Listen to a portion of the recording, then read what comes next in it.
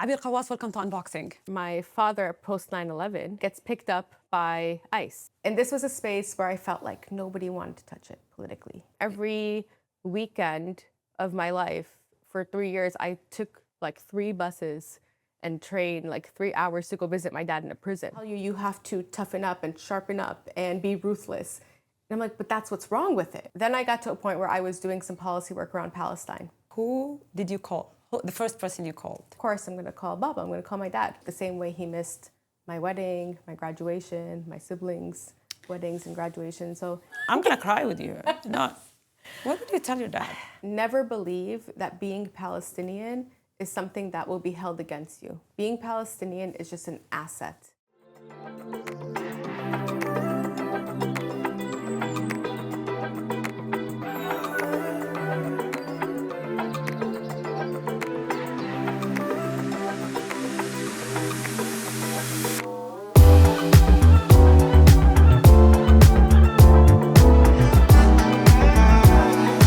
Aber Kawas, welcome to Unboxing. Thank you. Thanks for having me. It's an honor to have you here.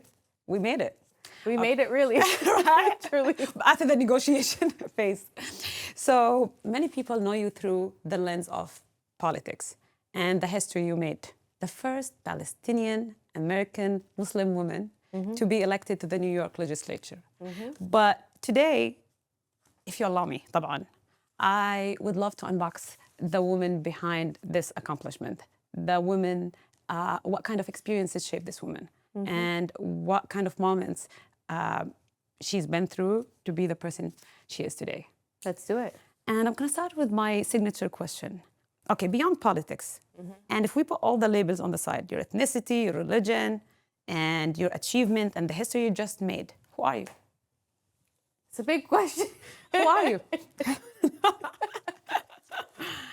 In simple words, because I feel like I watched a lot of interviews for you, and I know about a lot about the politics side, but I didn't find a lot of things about you as a human being. Yes. I think the best way to describe myself, and I think it's something that has led me to where I am, is I'm someone who likes to observe my environment and really reflect on what's going on. I think a lot of times people don't pay enough attention.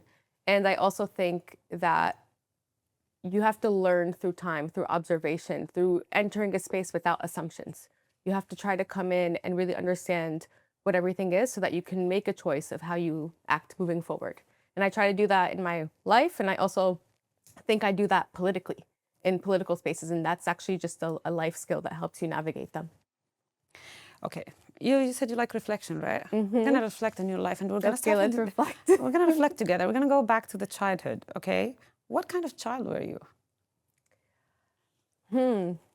I sometimes don't feel like I have too many memories of my childhood because it kind of gets clouded with the story of my family. What is the story of your family? So my family's Palestinian. My parents grew up in Jordan. So they came, my dad's family is from Nablus. They came to Jordan in 1948. My mom's family is from Tulkarm. And they actually both came 1948, then Nijar, and then came back in the next 1967. And then they, grew up there. But of course, the Palestinians growing up at that time in Jordan, it was difficult for them to just, really achieve a lot, get the best education, the best job. So they came here to the States for a better life. And I remember in my childhood that it was a very fun childhood. I even remember I can speak Arabic really well. I spoke it very, very good. In my childhood, it's gone now. How were you able to manage to? Well, عشان when I was younger, كانوا أهلي يحكوا معي في العربي دايما. Okay, بس لما فتنا على المدرسة, my parents thought, okay, we want them to learn English. They didn't know English. So they thought when we went to school that they should stop talking to us in Arabic so we can pick up the English. Because they don't know, kids will pick up everything. So then, we stopped talking Arabic, But no, I had I really remember having a very vibrant childhood and very communal because, my parents came from Jordan and they come from this big family. My mom has 14 brothers and sisters. Big, Arab family. Yeah, I know. And they come here and they're alone. So what they start to do is build with the Arab community here, with their friends, and tried to build like a little village for themselves. How many siblings do you have? I have 3 siblings. Yeah. And you're I'm the middle. Okay, so there's Do you this know what theory. the middle is? I'm the middle. So I know exactly what you're talking about. And there's a theory on childhood for Alfred Adler, and it says your birth order shape your personality traits. So for example, if you're a middle child, you're kind of good for as a peacemaker because you feel invisible. Yes. But the dark side is you have tendency for people pleasing because the first child take most of the time all the attention. The second child come like Skydive's needs are not like prioritized for the most part, and like there's a coping mechanism of getting attention through pleasing or getting actually not only attention, appreciation, or like. Do you see that?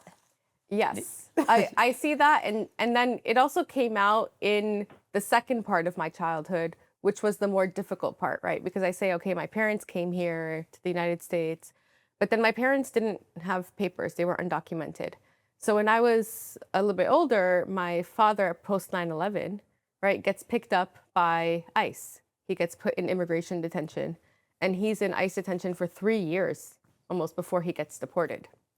So imagine, and I love that you brought up the middle child, because sometimes I say this story and people just see it through the political lens. No, it's not. But just imagine how that impacts a young child and a family and the structure. And I remember, being in the middle. So you're paying attention to your mom and her struggle. Like you're listening to the conversations about, can we afford the bills? What do we do? You're taking care of your younger sibling.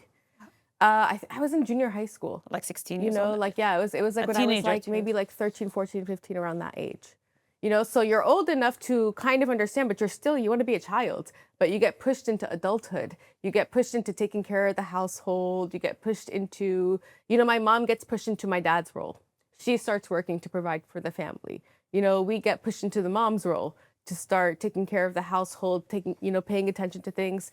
And it's a lot to take on as a young person. And when you are born in a way, like when you're like kind of born into that middle child role, or even like an elder child role, whatever it is, when you're in a difficult circumstance, it exacerbates that. How did you feel not having your dad around and witnessing as a young girl, 16 years old, thinking about responsibilities and thinking about like even your mom going to work to provide for you, so you have also to suppress your needs too because you don't want to add to that responsibilities. I can't imagine how would you describe your feelings at that time? I remember, like, really honestly, that it was just a very sad part of life. I feel really privileged that as I grew older, I feel like I grew into myself. I almost feel like a butterfly. I think around maybe my early 20s is when I started to, flourish. But I really felt really sad and suppressed because our entire family structure got destabilized, but also everyone was really sad. Imagine every weekend of my life for 3 years, I took like 3 buses and train like 3 hours to go visit my dad in a prison.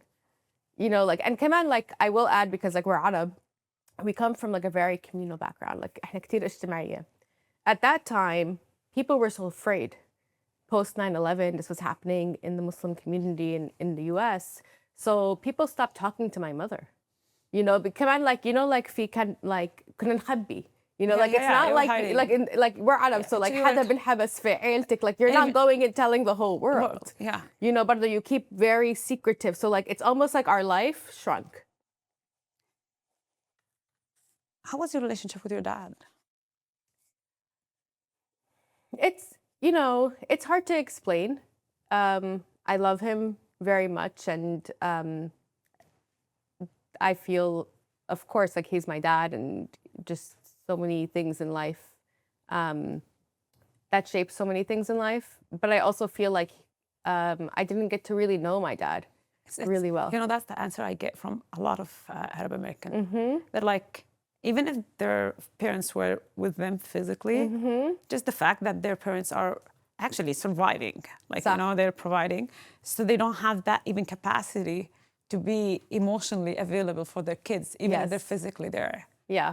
There's a lot of that in A our lot of in our the, community. There's a lot of also times I have as an adult where I'll be talking to my dad and he'll be like, "Oh yeah, when I was 18, I did this." I was like, "You've never told me because like I never knew this about your life."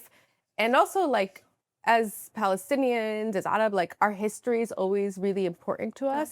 But I think a lot of us come from families where we don't actually know a lot of our family history because they've gone through so much, they kind of like just stop talking about it. because it's, first of all, it's very painful. And secondly, I think the idea of trying to provide for a whole family in a country that you were not born and raised in, it's just like, I think the only other person who can relate, someone who went through that. It is like a very challenging experience. But going back to you as a teenager and trying to navigate the world, your dad is not with you, your mom is also working. How did you use that experience, which is a painful chapter in your life, to build the woman you are today? Because I think that was like a turning point. Too. Yeah, it's a like lovely, like meaningful question.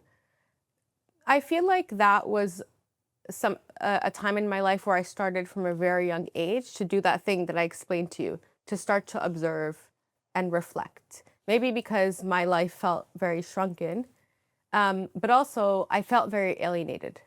I felt very alienated from my schoolmates. You know, I would go to school. I went to like a pretty privileged school, not a lot of Arab, not even a lot of people of color in my school. So I just felt like I couldn't tell people what was happening and like, nobody would know what's like my world is like. And then I like would pay attention to other people who were like that, right? Like it's, you know, in school you see like there are certain students, people just treat them a certain way for whatever reason. Even I would go to the masjid. I remember like something that like really shaped me is I grew up in a mosque and that was like something that brought a lot of community Together, to myself. But people always saw the mosque as like a place where, oh, you just go and you pray. It's just like a place for worship. Our mosque was very vibrant. So I would notice like, oh, there's this woman, she's always coming. Well, she's coming because actually she has like a domestic violence problem at home. And she's like telling the other khaltos about it. So you know, but it's like, of course, the imam of the mosque doesn't know this, right? So she's in this space a lot. And her kids are there and people go, oh, the kids are just in the mosque and they're making a mess. But they're there because they're looking for like a safe haven. So I just started to, from a very young age, almost start to observe a lot more. Maybe like I wasn't paying as much attention to my inner world, but I was definitely putting a lot of emotion and empathy and understanding out to the external world. And I'm glad I've changed that a bit. You have to start to like center on yourself. But I think that it's a really good skill for someone who's entering the field that I've been entering, and I've always been in like a human services field. And there's so many ways that the world can force you to stop paying attention. It's actually built a lot to make you stop paying attention. And your responsibility is to pay attention to the people who are like on the margins. You mentioned something about your relationship with fear, and so, like you spend time also hiding. The way you describe parts where you were not ready to like share with people a lot of maybe normal, like it's something that you can share, but because of 9/11 and a lot of things that happening, and at young age you still didn't build that character where like, okay, I'm gonna be who I am, and they will say so. How did you change? Because I'm not seeing a fearful person here. You're not a fearful person at all. How did you change your relationship with fear? You always ask this question about fear. Because it is. Because that's what sabotage every person. Like the relation, it doesn't mean it doesn't exist. We always feel afraid. But I think if you work on your relationship with fear, that's what you will tell me right now. Also, that will help a lot. Yes. That will turn like the narrative. It's a really interesting thing to reflect on it. And I guess one thing I can say is I think about this, like I'm in the field of politics. And what I really want to do is I'm somebody who really wants to center social justice as a politician. I think that when you grow up as a person who lacks like love and support sometimes, because of whatever circumstance, and you start to be people pleasing because of that. The reason you're people pleasing is because you think, if I don't do this thing that you want me to do, you're gonna stop liking me. You're gonna take You're something. gonna reject me. You're not. Oh wait, yeah, like you're me. gonna reject me. Whatever it is. Now, I think that in the political world, we often talk about why do people compromise on things? Why do people say they're going to do something and then they kind of go in and then they do something else? And it's a world, again, that I would say can be very corrupt, can pull people in a lot of directions and will pull you towards, I think a lot of corruption often. You have to learn to stand up and believe that, like, I'm going to say something. And this is not going to make everybody happy, but I believe this is the right thing to do and the right thing to say. And it's a very hard practice. I will tell you truly that I feel like as an activist, I learned to do that first for people. I like when I would stand up for immigration justice or, for fighting for better wages, whatever it is. And I'll tell you, like, this wasn't something that was popular in our community. For a woman? For a woman, like, to go to spaces, to go to press conferences, to speak, even at a time where a lot of, I think a lot of people in the Muslim community felt for a long time, oh, you shouldn't speak out. Like, we need to just, like, let everyone know we're peaceful people and, like, don't cause any trouble. Like, that's how you're going to succeed. You're kind of causing a little bit of trouble when you're in more political spaces. 100%. People will like especially you with the hijab too. It is what it is. It's sad, but it's you're true. putting you're putting attention on yourself. You're not just like neutral person. So I learned first to do that. It was much easier to do that for others, right? So this is wrong, and I'm gonna say it's wrong, and this is gonna make this person or this person unhappy, but I know it's the right thing to do. And of course, you also start to find community that way of people who think like you, want to fight with you, want to be around you. But it is a personal practice. And I think it's something that I'm really thinking about when I'm going into like government right now. Because I feel like I campaigned and I told you people, hey, if you can't afford your rent, I'm going to fight for you. And if there's something happening in your community and you don't want it to happen, like, I'm going to be there and fight for you. And it's actually much more difficult than people expect for you to always hold on to a perspective when you enter into a world. And like when I enter into government, we're in the minority, really, right? Like as the first Palestinian, especially when I speak about Palestine, like you are the minority. There are not like there's a moment we're talking about this moment. So many people are doing it now, but actually it's not everyone. No. And so how do you hold on to that conviction, that strength, to do that even when it will alienate you and make people want to stop working with you or make your life difficult? Or it's easy, again, you said sometimes it's hard. We see a lot of people start with good intention and this big core of values that we like respect, and then they change along the way. How do you remind yourself not to change? Like, what do you do on a daily basis? Or like, because sometimes the change is not like you wake up one day. It's, it's politics. It's not like an easy environment, and they have a lot of ways to change people. Yeah. Sometimes it's not going to be indirect. So how do you stay true to yourself? And you remind yourself, why did you start it? I will tell you that this was one of the reasons I didn't want to run. I often, when I give interviews, I say I didn't want to run for office, and it's because I didn't like really want to deal with this challenge. What I can say is that today, I know I ran for office because of the context that I ran in, because it felt like I was in the right place in the right time, and it was the right place for me personally, and it was also the right place for me politically. Because I actually think one of the tools I have, see, I'm a very people person, it's people. Yes. I think people are very important. I think having the right circle of people around you is very important. Like, this phrase, like, tell me who your friends are and I'll tell you who you are, right? And I think it's important to surround yourself with people who, one, you can trust. You can express vulnerability to, like, I'm really struggling with this. Or even say the thing like, I don't know, I think I want to do this. I'm feeling, like something that's embarrassing. Being able to say that. I think it's also in this time and age, it's important to have people who are not always just validating you. Just, which is hard. As Arab, we actually always have people critiquing us. Yes, yes, So, yes. like, we're like used to like, كل الأهل, like, Yes. you say something and You they never kick you. yes. So then you start to surround yourself with people who just make you feel good. But you need people who will give you critical feedback. Good, like they're really telling you something that's hard for you to hear, but it's because they truly want you to learn and grow from And it. you have like this kind of friend who will remind you, why did you start? And if they see you change, they will come stop you and tell you like, do you have this kind of friends? I have a good set of friends that I meet with very regularly.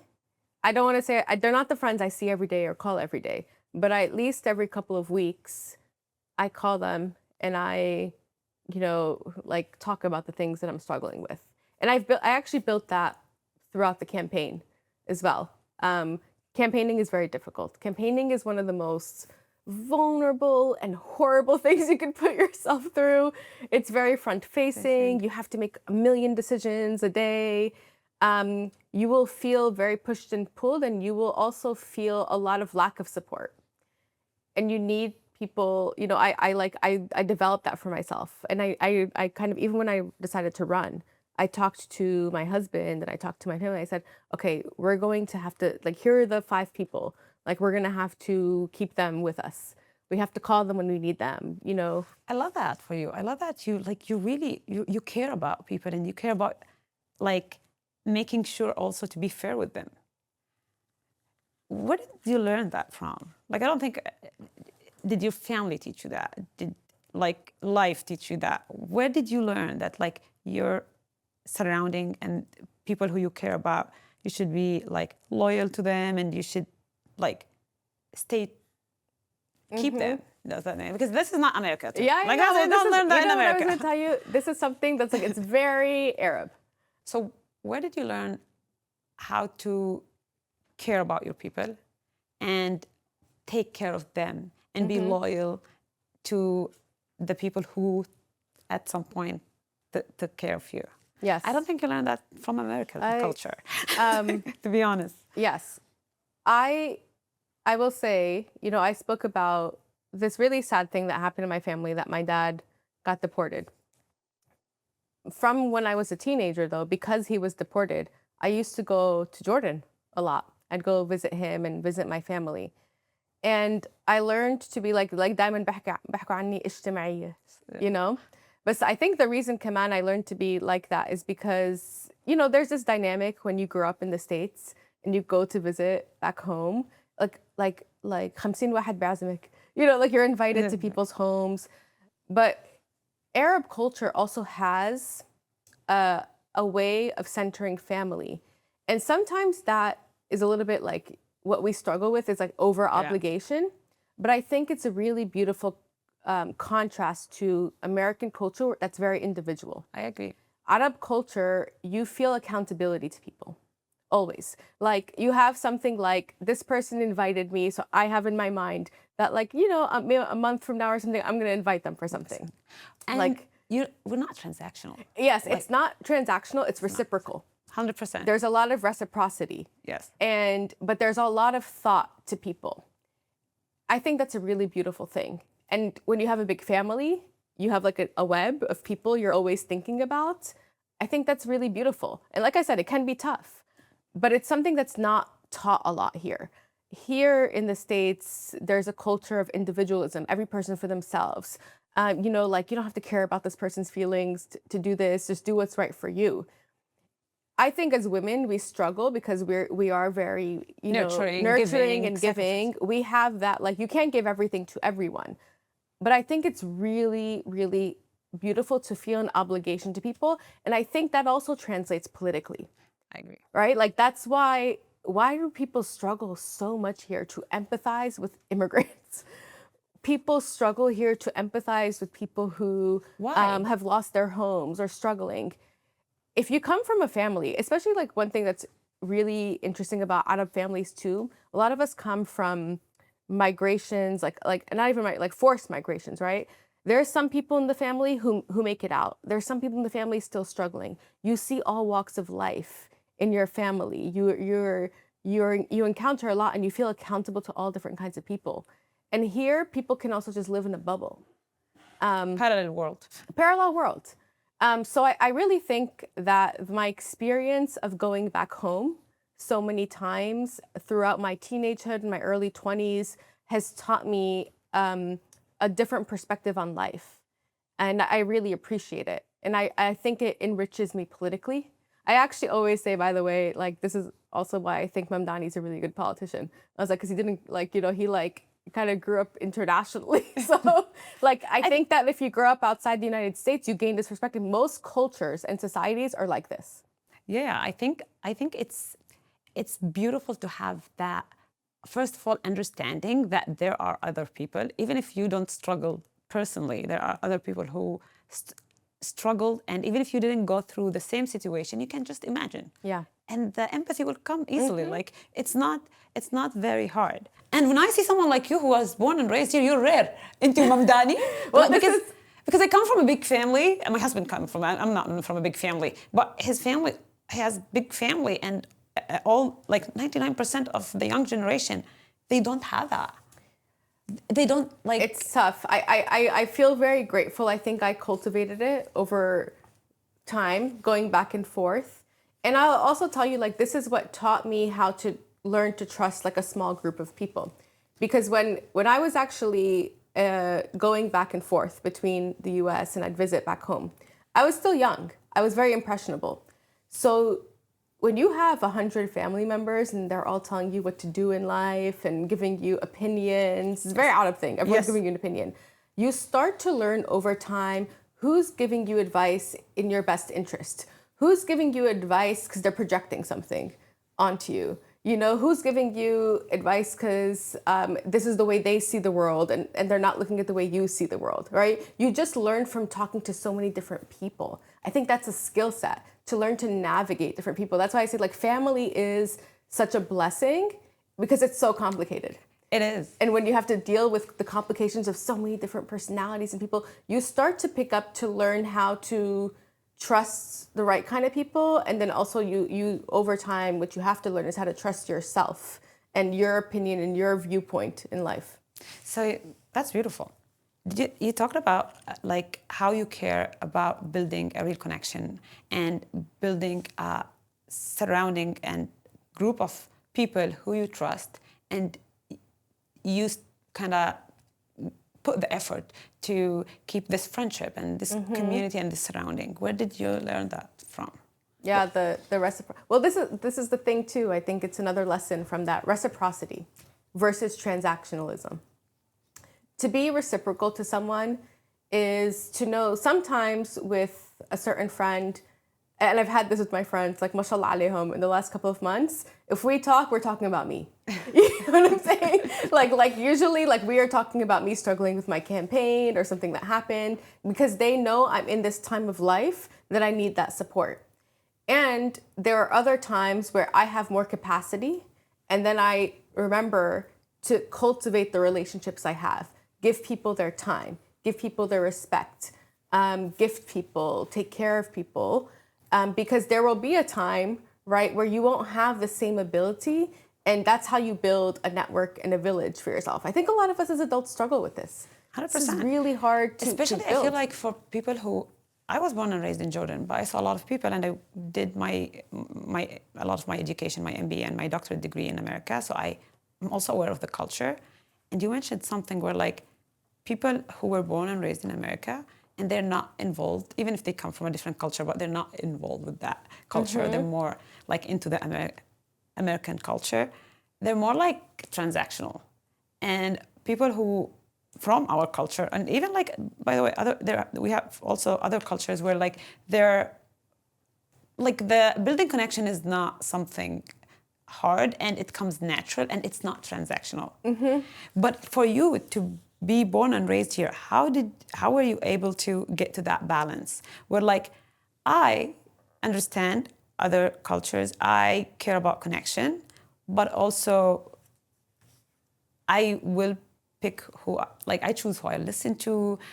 You have boundaries. Like, I can tell, like, you went through that journey where, like, you were more on one side and then you move Yes. towards like the middle, the balance. How did you get that balance?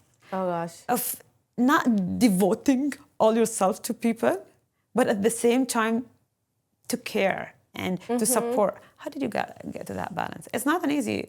I know. I was gonna say this is bad. It's like a psychological survival instinct to read people and like read the room. That's like you need it. It's a political skill set. I have it too. But it's also it comes from some kind of trauma or thing like that. I think this is a thing that everybody has to learn, and life it's a journey that we all as children develop one skill set or another that comes from our development, you know? And then as an adult, you have to kind of learn not to just lean on that. I think that I've learned that, but through a lot of personal struggle and hardship. You know, I think I've learned that through marriage. I think I've learned that through even with my own family. As you grow as an adult and start to choose your path in life, and you know, you can't give as much, you know, or absorb as much, I would say. Same thing in marriage. I mean, partnership is really beautiful in that way. It teaches you a lot about yourself. But I think as a woman, you like jump into like, I know myself, it's like to give a lot. And then you learn like actually when you give too much, you're taking from yourself. And sometimes that's not even good for you or the other person to give too much of yourself and not, you know, be paying attention. There will be a lot of resentment or regret, and we don't want that. Yeah. I feel like me and you were aligned with that part where like, maybe because we're from the same also culture, we're like it's socialized into it. The social, and we're built to give, and we enjoy giving. But I also learned how to kind of give myself, and it's okay to prioritize myself sometimes. With taking into consideration the others. It's not like this or that. It's this and that. Yeah. And like, look, I had to learn that politically. Like now I'm in a role in life where I have to do a lot.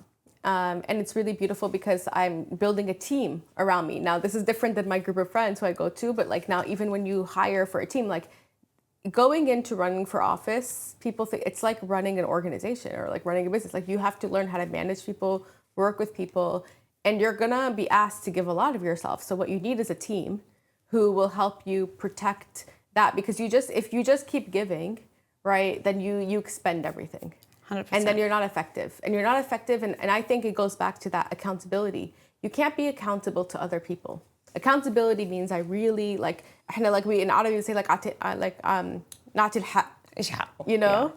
Yeah. Accountability can only happen when you are kind of balanced enough to give it. And when you extend too much, or you're, you know, going the other way too much, you're not accountable to people in the right way. And I think that I take that as a lesson. I ask people to like make dua for me, because I think as a politician, what I see and what I dislike about the political world is people like cult figures. And it's a world of people who want to build an entire personality around themselves. And it puts you in a position where you could take advantage of others, or when you can just make every single decision for yourself, because you're in a very competitive world. You want to like show everyone you're the best at this, all of that. And so this is also a thing, you know, you came, I know, to this talk that I gave yesterday about us trying to build a new kind of politics. And I said, people, when they look at me, I am quite like, I think I don't have that like persona that people like want out of like a female politician. People like always expect a certain thing out of a woman, but I think like in many ways, you have the soft side. Yeah, I can like be like quite like feminine and caring and all of these things. I think this is unique about you. And I think that's what's unique about you. I'm gonna be honest with you. I feel like that soft side and the way where like you're a people person, I can see that. Like you have sense of humor even with your speech, and I think it's beautiful, and I think it's really inspiring for me to see you in this field trying to protect that beautiful thing about you. No, I appreciate that. Like, and I'm learning through it, but it's definitely, I think about the fact that like maybe I do reflect a lot, or maybe I take a long time to observe things. And that can be something that's a difficult thing to bring into a very fast-paced political world.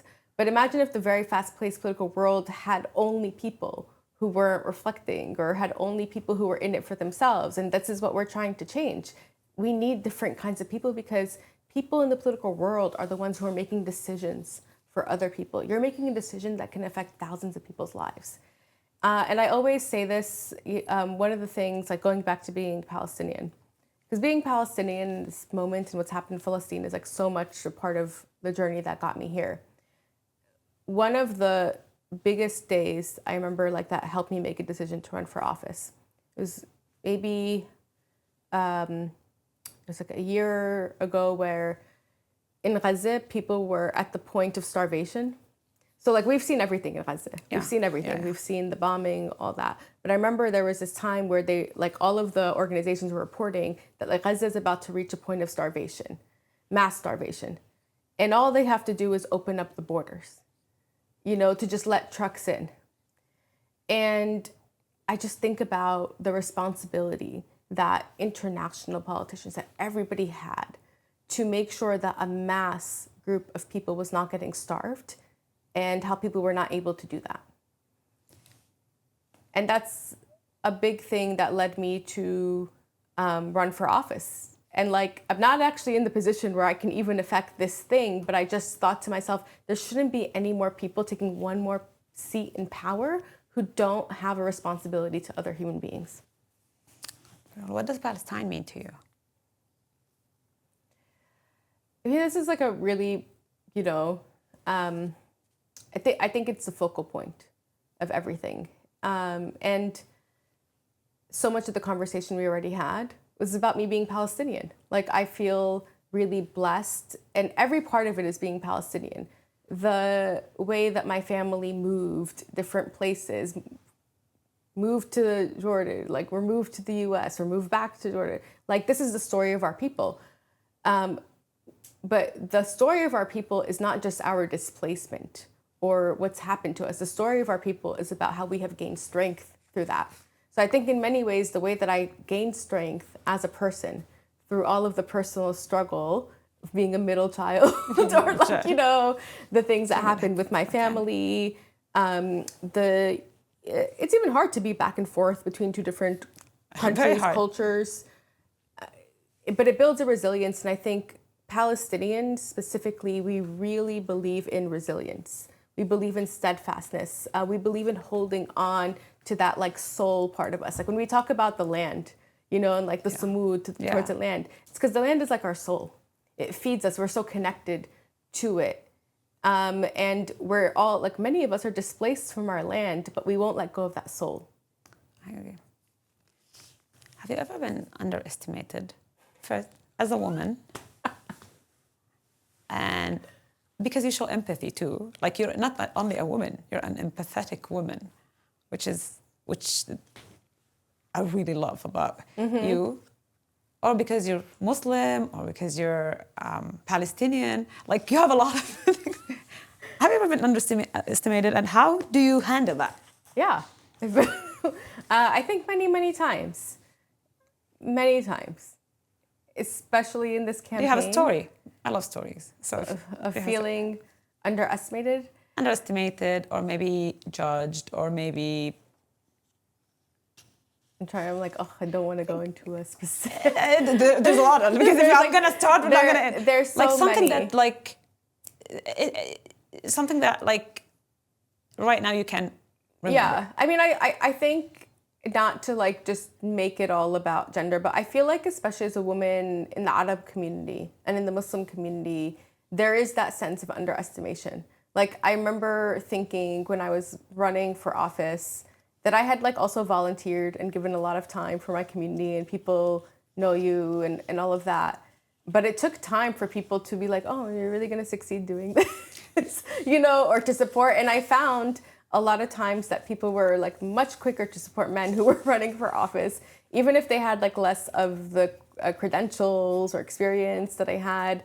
I think it's really easy as a woman, as somebody, like for me, I even think even wearing hijab, like people think it's not a big deal, but actually still in many ways, people undermine you because they have all these assumptions about you if you wear hijab. Again, people have all these assumptions about you if you're like a certain kind of woman. Yeah. I think a lot of times in political spaces, I think even in leadership spaces, people like a woman who leans more masculine, I think. That's what I'm saying. Like even now when we see women in business and like like leadership roles. They're more like they try Yeah, they want you to be like tough and ruthless. And, and I'm like, okay, you can be whoever you want. This is not like, I will never judge another woman. But I'm like, isn't the most beautiful thing about women that they lead with like that empathy part? Yeah. And there's multiple kinds of women. Like we come in multitudes, but we get put into boxes of, in this space, you're like this. And in this space, you're like this. And so I think what people lack in understanding is that empathy can be a strength. And in many ways, it's a great strength, and it's a great necessity that is needed in this space. People look at someone who's going into the political world, and they tell you you have to toughen up and sharpen up and be ruthless. And I'm like, but that's what's wrong with it. That's what's wrong with that world. So people underestimate and think that, but I actually see in this moment what people are really excited to see are people who are running for office who are empathetic and care. They and care and human-centric and are looking to connect with others versus be above others. You know, and inshallah, like. And I think that's what's going to make the change and drive it. Have more empathetic people in a place of power, so we can change the current reality. Okay, now let's talk about the victory. The history moment. Let's talk about that, okay? Okay. Where were you when you realized you had won?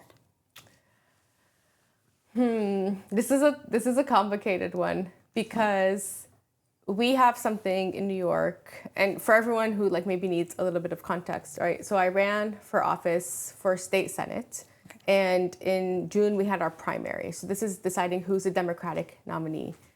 It was a difficult primary. And we had early voting. So that means that before even election day, you have like a week or so where like people can go to vote early. And every single day before that period, I was so nervous. When you run for office, you will never believe that you're going to win. It's really difficult, and it's hard on you. It's hard on you. But maybe a couple of days into early voting, I felt like we were going to win. And the reason I felt like we were going to win was just people's enthusiasm.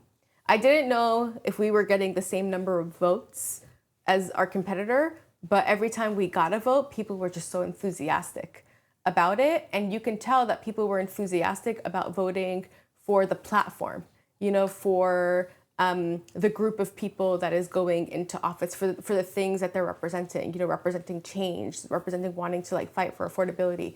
People were so excited about that. So I didn't even know if I won, but I kind of felt positive by the time we got to election day, which was really, really amazing. And who did you call? The first person you called? Yeah, I mean, this is kind of like, it is beautiful and sad.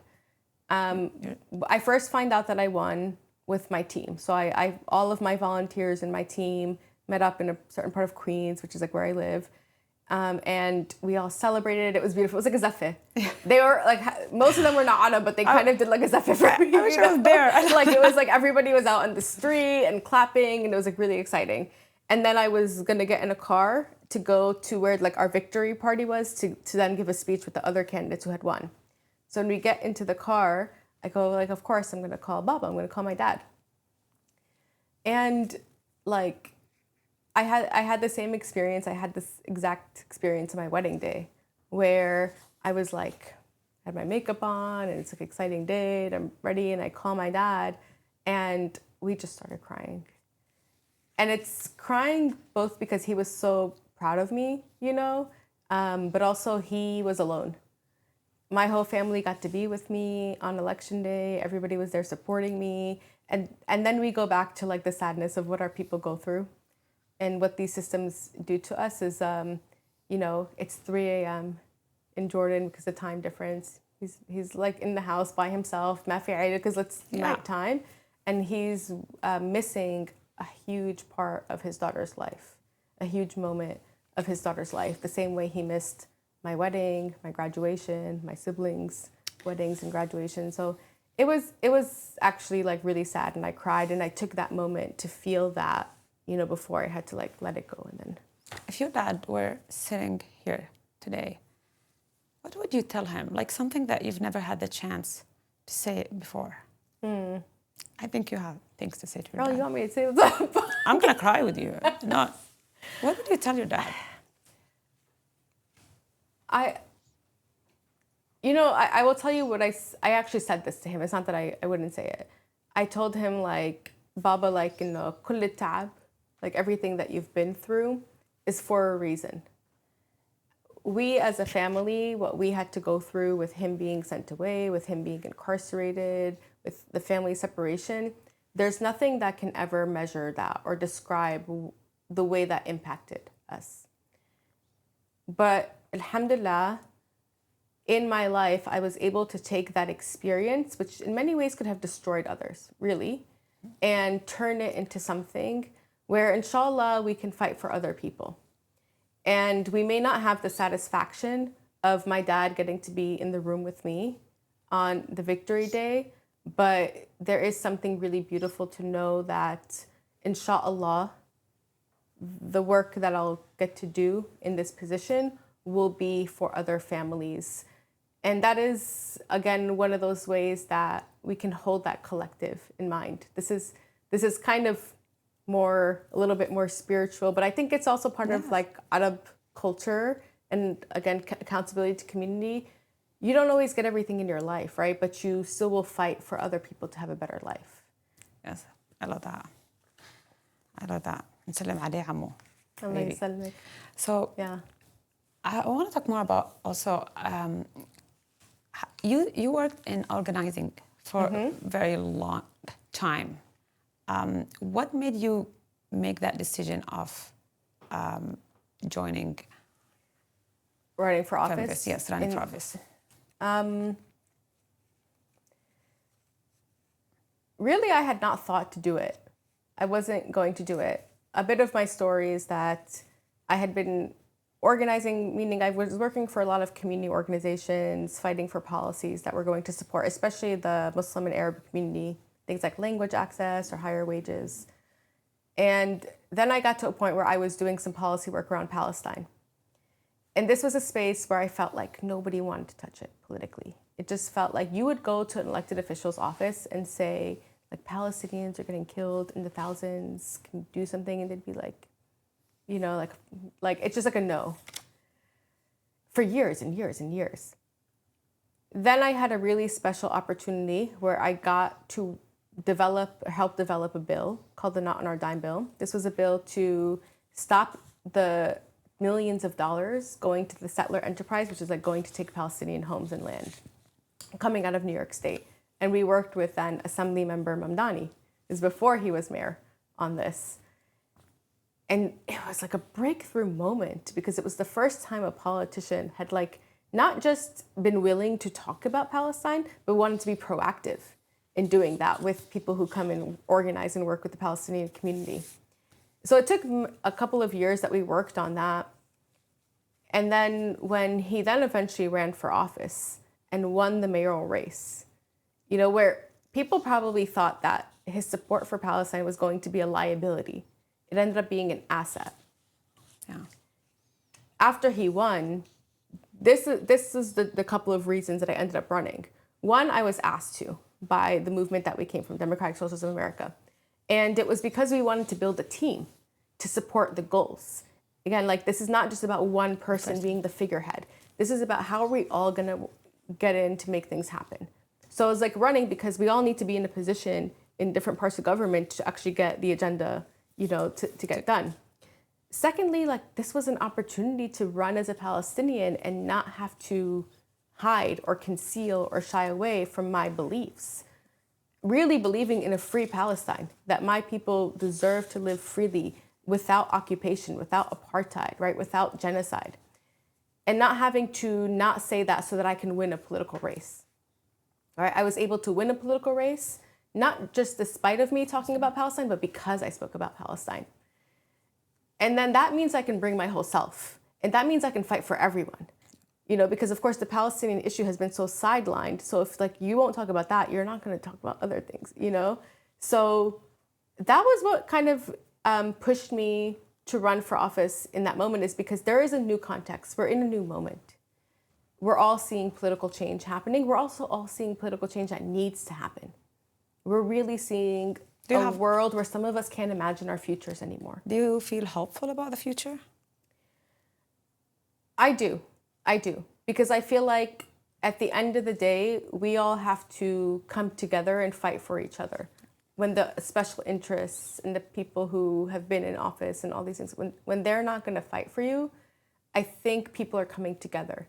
And, you know, I will say, I know we said in America, people sometimes don't have this like ijtima'iyya, like accountability. But what I'm seeing in so many spaces is people embracing that. Yes. People embracing love and support and mutual aid towards each other because they know it's all we have at this point. And because it's contagious. If the people who have this naturally don't shy away and go put it into the world and be proud of it, I think this energy can be very contagious. Other people will get inspired by that. But if we keep hiding and everyone is like, I have to be neutral, I have to not say it's none of my business, I don't think that will end well. Yeah, and you said it, like sometimes people stay angry. Yes. And I think it's important to channel it. Yes. Use the anger and channel it to purpose. There's a young Palestinian girl watching us today. What would you tell her? I really believe that this is a moment where you don't have to let your circumstances limit you. And never believe that being Palestinian is something that will be held against you. Being Palestinian is just an asset. Coming from the resilience that we have come from, and even coming from the pain that our people have gone through, there is such a strength, there is such a wisdom, there is such a steadfastness and sumud that we have as Palestinians, and this will be an asset to you in any place that you can go. So even if you feel like the world is against you, which maybe you only feel that in the United States because, alhamdulillah, the rest of the globe is with us. But even if you feel like the world is against you or discriminates against you because you're Palestinian, just remember that you come from such a rich, strong culture and you will always have it within you. Thank you so much for your time. It was a lovely conversation and we wish you all the best. Thank you. Thank you so much.